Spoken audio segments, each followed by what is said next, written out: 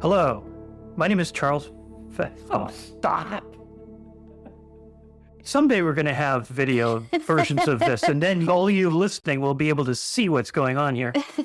My name is Charles Feldman, and and you. And me. My name is Ela Edgar, and we're here for another edition of Trust on Purpose.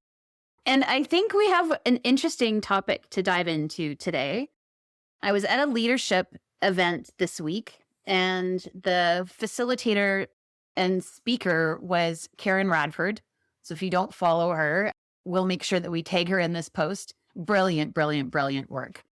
And what I really loved about the session is she invited us to think about some questions and actually take time to respond and answer them that even had me thinking about things, and gave time for us in partners to speak about some of these things in a way that I felt was really impactful for both myself as the speaker and then holding space for the listener. Anyway, it was a really lovely exercise and event. And the one exercise that she started us with, I think, is where we want to dive in today. And so her question was, what are 10 things that make you a good leader? And I wrote down a number of things. And one of them was being a trustworthy or a trusted leader. So before we go down that rabbit hole, because I think that's where the juiciness of this conversation will be, Charles, what comes to mind for you if you were to say, what are the things that make you a good leader? What are some things that come to mind? I think my temperament, which is that I'm pretty even-tempered, people value that and respect it so that I can get away with saying a lot of stuff. I can take complicated material, data, a situation that's complicated, and chunk it down in a way that people can understand it and follow it. So that makes me able to motivate people to move forward in that kind of condition. If it's complex, it's a little more challenging. But even then, my ability to explain, to take complex or complicated situations and distill them down into something that I can understand and therefore other people hopefully can understand. Trust. I do a pretty good job of building trust as a leader. I guess I'm good at servant leadership in that sense. I'm not the out front, okay, this is exactly what we're going to do. You follow me and back me up and charge, but rather helping other people take charge of their own piece of whatever it is that we're doing together, and really giving them not only the tools to do that, but the motivation to do that. Those are some things I guess I'd come up with. No, I love it. This is something too that I would love to talk to some other people about and get their feedback on what they see as qualities that make me a good leader. Yeah. I love that idea. So I went back to my list. Trusted or trustworthy. I think I'm kind. I'm generous. I'm very human. I think I am quite vulnerable in my humanness. I think a couple of the other things for me, I love to create the vision, or I'm often in idea mode. And I love to have people come along with me, but use your own creativity to get there. I think those are some things that come to mind for me. I wrote down here emotional, but I don't mean like I'm an emotional wreck. I'm not a dumpster fire. I think what I am able to do is display and express emotion in a way that normalizes it and makes it a bit more accessible. So it was interesting in going through this exercise. And then, of course, Karen had a follow-up question. And the follow-up question is like, so now, look at your list. And so how are you doing with these? How are you actually doing with these? And so I think this is where the juiciness of our conversation will come today, and that it's really lovely to take the time to write these things down as where we think we're good as a leader or strong as a leader. But then how are we actually bringing these to life? What are we actually doing on a day-to-day basis? So I want to stop there and let you jump in. How do you think you're doing? Yeah, I think I'm doing powered by bringing leadership or trust. Trust I can talk about a lot because I do think about it a lot. Think about how I'm doing at building trust with other people individually, how I'm doing at creating a context in which other people can build trust with each other. Those are the two kind of key things that I think are important in being a good trust builder. I think I'm doing pretty good. There are places where I see that I fall down, that I lose trust. I lose trust sometimes by going down rabbit holes, where I'll be going along talking about something and then I'll go off on some rabbit hole that is not totally relevant and I lose people. And I think I lose a little bit of their trust. I also think that I could do better by bringing more energy into, especially if I'm leading a workshop. And I'll talk about it in that context, leading a workshop. I think all of those things that I talked about before are valid. And in particular, building trust, especially if I'm doing a workshop around trust, is really important to be trusted by the people who are the participants in the workshop. So I think I'm doing, if I were to grade myself on a scale of 1 to 10, I'd probably grade myself at about a 7.5 at that. There are places where I could do better. And there are places I do pretty well. Mm-hmm. So I think this is great. I mean, I can, as I'm thinking and talking, I can see where I can articulate the places that I think I'm doing well and the places that I could, in fact, do better. Mm-hmm. But I'm going to turn it back to you and see where you're going with this. So I have two separate train tracks in my brain right now. And one is this term, do better. And I just finished grading 3 different assignments times 24 participants in a 2-day course that I led a couple of weeks ago on Leader as Coach. So part of this reflection was, as a leader, where do you want to improve? What do you want to continue to develop? And I see this term, I want to do better. I want to ask better questions. I want to be better at patience. So all of these things, which I think make sense when we're writing them or saying them. But again, what do they actually mean? How do you know, what is it going to take to do better? And how do you know when you've reached do better? So that's one tangent that I'm on. The other train track is taking me down, what is the intersection between, I've been reading a little bit about how self-awareness is the new superpower for the 21st century. But in self-awareness, we still only see what we bring to ourselves, or we notice ourselves. And so where's the intersection between, if we want to be a good leader, the self-awareness to notice and have these conversations, and as you're saying, noticings about where you are trustworthy and where you could make some improvements or changes, and feedback? I think feedback is really useful and critical, actually. How else am I going back to the Johari window, that's how we find out about what others see that we don't, for sure. And that's very useful in terms of improvement or making changes that might allow me to be more trustworthy in situations, be a better leader of a workshop or a better leader of a group of people trying to achieve something. So feedback is really critical, I think. I can only go so far just sort of cross-examining my own mind. I think that, I'm going to go off on a little bit of a tangent here myself, but I think that our bodies have a lot to tell us that we don't pay attention to sometimes. So if I think about if I feel into and let myself experience in a way what my body is, the feedback my body is giving me at any given moment. And at the end of a day of running a workshop, go back and kind of go through that. I think there's a lot of data, if you will, there that would be useful for me in terms of looking at what I'm doing well and what I could do differently that might have greater impact. So this is really interesting, and I'm hoping, and I know that you will, stay here a little bit longer, because I think that I know that I have the same source of data. I do also have a body.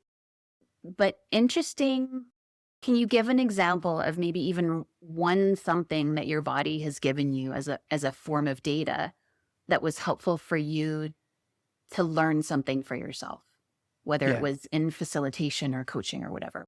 Yeah, I'll talk about a situation that came up while I was leading a workshop not terribly long ago.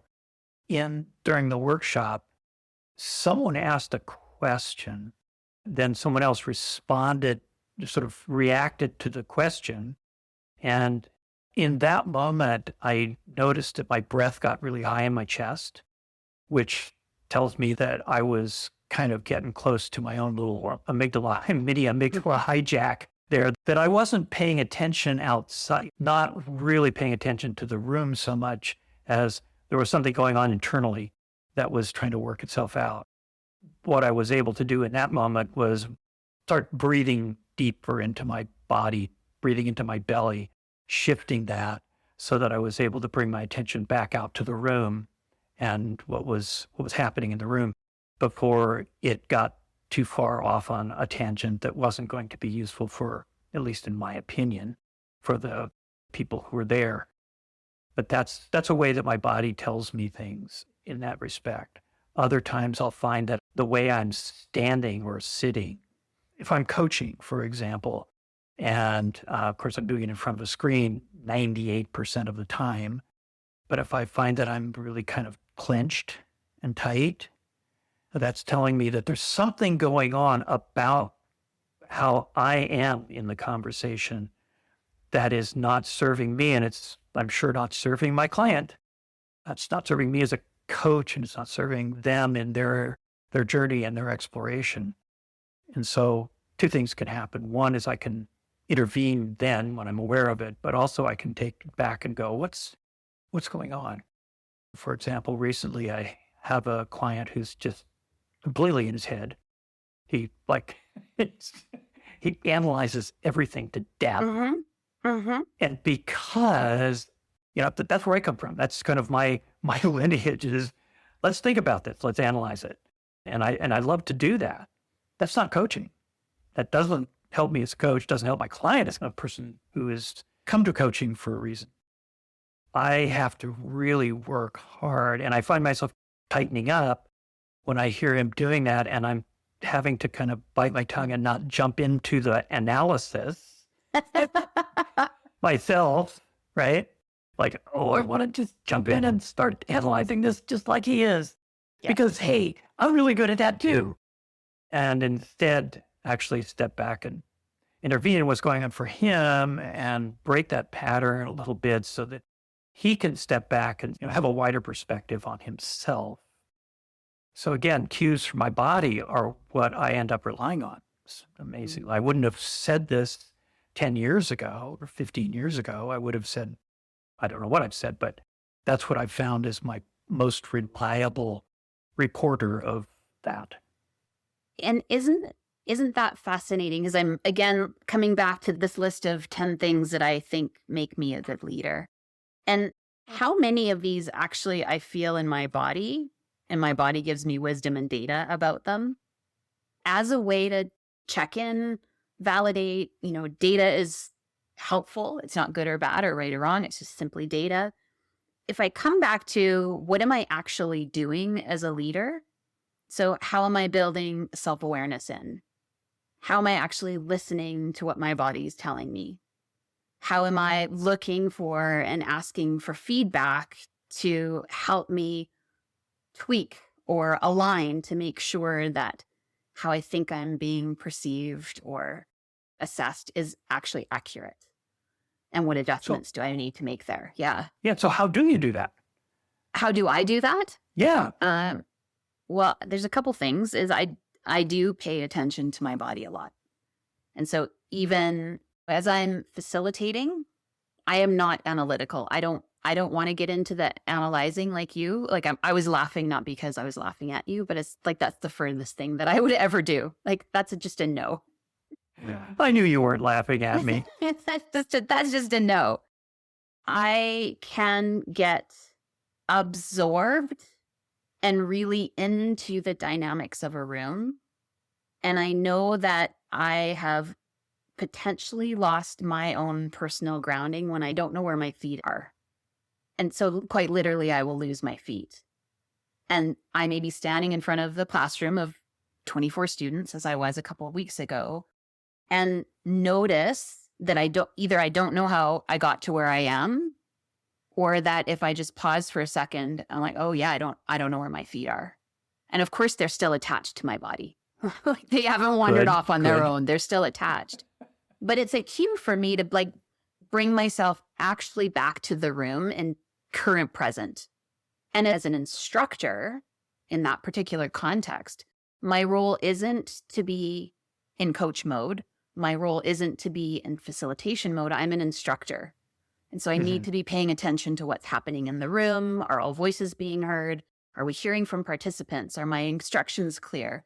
So for me to lose my presence in the room is not necessarily helpful to my students. And so that might be one thing that I notice. Or if so another one of my values is learning. Like I love, you and I have this giggle over the many books that we have behind us. The constant, I have to go to the library this afternoon because there's more books waiting for me. And so I know that I need to shift my awareness if I get into too much, oh yeah, and this book says this, and this book says this, and this is another good book, and this is another book. So I've connected with my value of learning, but not in a way that supports what's happening in front of me. And so that's a slippery edge for me because I like to show like my little ego self sometimes like, hey, look she's well read. She knows a couple of things, but that's actually very unfair and unkind in the context of what I'm there to be doing. So those are just little things that I can notice.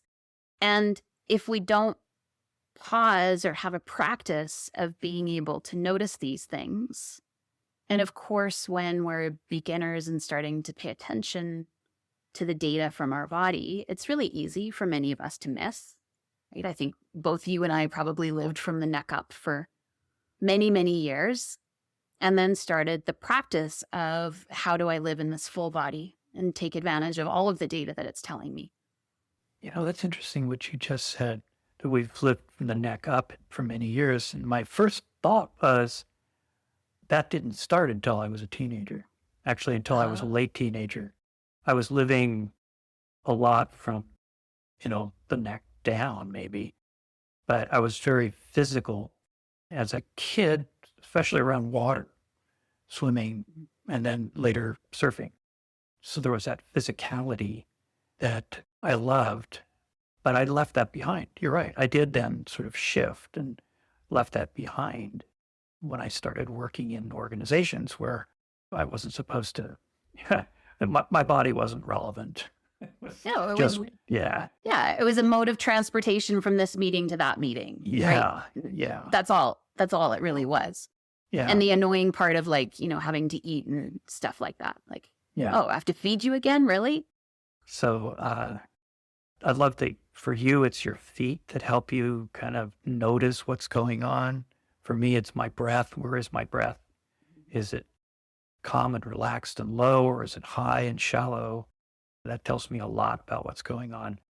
In any of the areas, I think, relating to leadership and how I'm leading a group, how I'm leading a workshop, how I'm coaching, and even how I'm leading a team, if we're about to put a workshop on and there's more than one of us, more than me, how am I leading that team? And that's actually, for me, the closest thing I come to leadership in the traditional sense of leading a group or leading a team is when I'm working with a team of people to put something together and put it on in that respect, whether it's a workshop or a series of workshops or whatever. May I ask this question? I don't know. I'll tell you when you ask it. And so when you're about to work with a group in order to facilitate X for client, do you personally have a practice where you're thinking about your own leadership impact, what you need and want from this group of people, and how you can best serve them? Absolutely. Yes. Yeah. Yeah. And I can think of times when that practice served me well for the part of the group, but I lost someone else along the line by not paying attention to that person's needs. So I was paying attention to the whole group and not paying attention to one person who was in a different place. And that was a problem for that person and for ultimately for the whole group. So that was a lesson for me. And I recognized that I needed to be able to widen my view to really see everyone and where they're at and address situations that might be brewing that I wasn't aware of when I'm paying attention more to the people who are kind of following my lead, if you will. Mhm. This is reminding me, thank you for answering that. I appreciate that.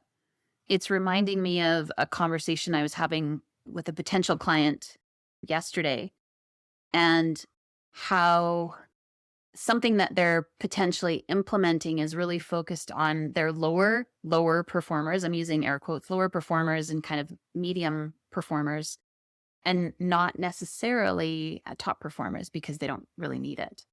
And I'm describing this quite loosely. It wasn't described in this way, but as a quick description. Gotcha. This is your interpretation. This is my interpretation. This is my quick and dirty, which I think actually happens for many of us when we're in a leadership role, and that we may focus on the 80% and we may have a 10% on either end that we miss, or that we don't give as much attention to, either because they're doing great on their own. They don't really need anything, but actually they do. And actually it's unfair and unkind and unleadership-like to not also take care of their needs, whatever they might be. And then I would also say to those that are like really struggling and having a really, really hard time, it can be the story that, well, I don't have time to take care of that because I have a bigger team. And so I'm wondering again in this, messiness of what does it take to be a good leader, and how are we holding that and navigating it and bumping into it every single day? There's a lot for us to hold. Yeah. And that what you just described, the sort of bottom 10% or however many people that might represent, that's kind of a both strategic and philosophical question, or a values question for a leader. Given I only have so much time, how much of it do I allocate for that person? And when do I say that I'm no longer willing to allocate that much time? If I say, yes, I am going to allocate some time and I help bring them up, is there a point at which I say, you know what, I'm not going to do that anymore because the rest of the team that are doing either reasonably well or really well, they're actually doing what needs to be done, but they need my guidance, my support, my whatever, my ability to remove the roadblocks for them is all being taken up by this person. Yeah, that's a challenge for any leader. And I've been there. Yeah, I've been there, and it's hard. I've made the mistake of, well, I wouldn't say mistake, but I definitely have spent too much time with the person who was struggling. And I've also not spent enough time, I think, in one case with a person who was struggling and just let them fail, which was not fair either, or well done. I might have actually saved that person and moved them up into the ranks of doing okay. Yeah. Yeah, I would say that absolutely has happened to me in a leadership role, and would still be a really, really, really hard spot for me. Yeah. Because my inclination would be to keep trying and to keep supporting, and that generosity would keep coming, right? And acknowledging their humanness, and they're just really struggling right now. And. Yeah, that would be a tough one for me. Yeah, it is. And the first time I did actually cut someone, it was really hard because it was someone I actually liked personally. And it was really hard. And I definitely would say it was the right thing to have done. Mm-hmm. It was the right thing to do then. And looking back on it, it was the right thing to do for the rest of the team, for the sake of all of us. And that person too, because they needed to know that was not the right place for them, not the right role for them. Yeah. This also is encouraging me to remember that as a leader, we don't have to figure this stuff out all on our own. And I think if I look back at when I was in that situation, I think I had a team of 10 reporting to me. I very much felt alone, and I very much felt that I had to figure it out on my own. And yet I could see that what I was doing and the approach that I was using, it wasn't working. It wasn't working. I didn't want to speak to, and I actually worked, this is a time when I worked in HR. So in recruitment, I didn't want to talk to HR because I didn't want to formalize it. it didn't feel like a place that I could go for thought leader, like help me be a thought partner with me. I didn't feel like I had other peers or colleagues that could thought partner with me and hold the confidentiality. And that was really, really heavy. Yeah. As I think again, what makes a good leader is also having a relationship where you can lean into, whether it's peers or colleagues or HR or someone, to say, I need someone to thought partner. Here's the situation. I'm only seeing this one perspective. Help me see something else. Yes. I think that's a skill and a behavior of good leadership. Someone who's a good leader. So I haven't led in an organizational context, but again, leading groups of people who are doing a program, running a program, presenting it, or what's the word? Develop and deliver. Deliver. Okay. Delivering a program, yes. Leading a team of people that are delivering a program. Well, actually, first developing it and then delivering it. It's all equally important there to be able to, to have someone I could go to and say, hey, this isn't working. Help. Help. Help. Help. Yeah. I'm thinking about this in general too, having kind of an advisory group of people that I know well, that I feel comfortable with, that I can kind of, go to individually or call them as a group and say, hey, I could use your help with this. And I think that's something that leaders don't do enough of. Mm-hmm. I mean, how many leaders have I coached who feel like they're kind of alone in this sort of situation? And then they value coaching for that. And they probably wouldn't need coaching as much if they had that kind of relationship with at least one other, if not two or three other people in their organization or around them in some way. Might be somebody that they used to work with in another company or whatever. Yeah. I'm actually thinking back to one of the questions in the assignments that I just graded was around that, and thinking that as a leader, the expectation was to have all the right answers.